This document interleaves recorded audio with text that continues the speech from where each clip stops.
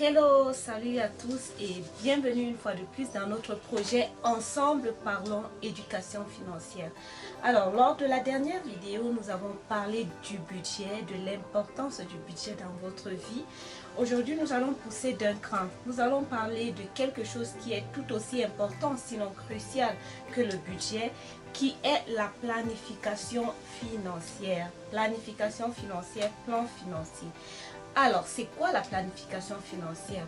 De façon prosaïque, parler de planification financière, c'est parler de l'aspect financier de vos objectifs de vie, de votre plan de vie. Vous avez un plan de vie, vous avez des choses que vous voulez réaliser, mais quel est l'aspect financier? Combien ça va vous coûter? Quelle est la stratégie de financement de vos objectifs? Donc, c'est ça le plan financier, c'est ça la planification financière. Concrètement, comment ça se fait? Nous sommes déjà à l'aube de la fin d'année et beaucoup de personnes, quand ils essayent de faire leur bilan, ils se rendent compte qu'il y a des choses qu'ils ont pu réaliser, des choses qu'ils n'ont pas pu réaliser.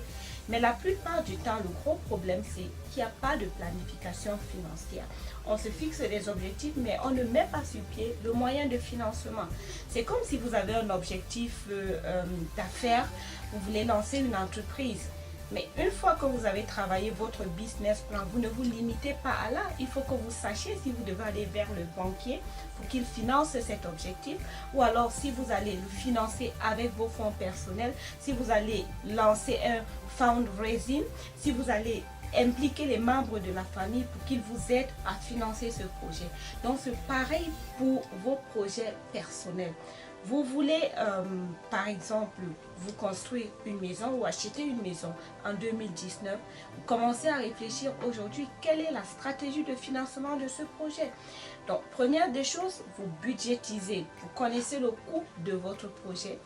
Deuxième étape, donc, vous devez travailler sur votre plan financier, c'est-à-dire cet outil qui va vous permettre de savoir comment est-ce que vous allez faire pour avoir de l'argent afin de financer cet objectif-là.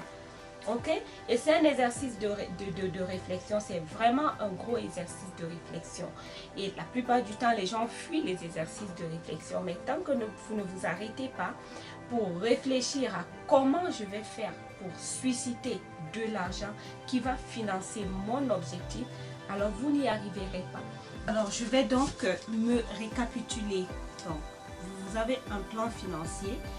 Il va vous permettre de mettre sur pied une stratégie de financement de vos objectifs.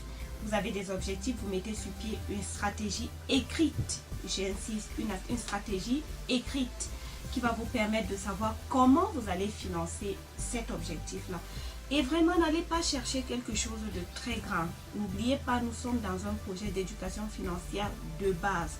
Donc, une stratégie écrite pour cette maison que vous voulez construire, pour ce fonds d'épargne que vous voulez vous constituer, pour la scolarité de vos enfants que vous voulez payer, tout ce que vous voudrez, tout objectif que vous vous fixez, qui vous coûte de l'argent et qui vous demande donc d'épargner, de susciter cet argent, mettez sur pied un plan financier, donc une stratégie écrite pour l'atteindre.